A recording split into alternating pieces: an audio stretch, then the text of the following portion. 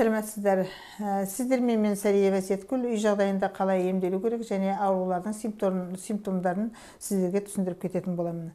Мысалы, қазіргі жағдайда замерзший ребенок дейді ғой, іште бала өліп қалуы, жүрегі тоқтап қалуы көп кездесіп жатыр.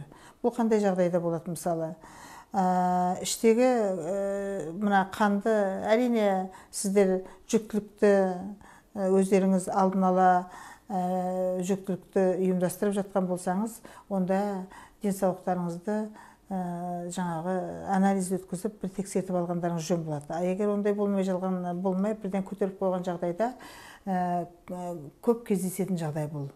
Бұл адамның витамині аз болған жағдайда да сондай болады балаға.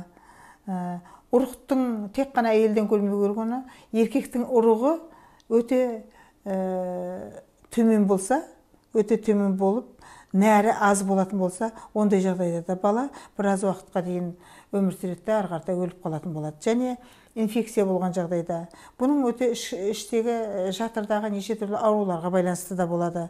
Сондықтан іштегі өлі туған балаларды осы қайғыға келіншектер көп беріліп кетеді. Сондықтан көп қайғыға берілмей, сіздер ондай болып жатқан жағдайда артынан емделуді ұмытпаңыздар деймін. Алдынан емделуді, артынан емделуді ұмытпаңыздар. Тек қана оның кейін әйел адам қана емес, еркек те емделу керек болады.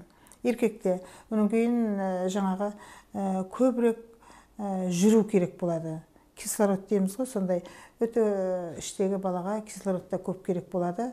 Оның кейін витаминдерді жеп және жүктілік кезінде бірден жаңағы гинекологтан ажырамай, қандай екенін сол кісілердің айтқанын орындап отыратын болса, Алла қаласа бала болып тұрады. Бірақ осы жолы өте көп келгендіктен мен сіздерге айтып өткім келді. Осыны ескеріңіздер дегім келеді. Комментарий жазып, сұрақ қоюды және лайк басуды ұмытпаңыздар. Қоңырау басып қойыңыздар.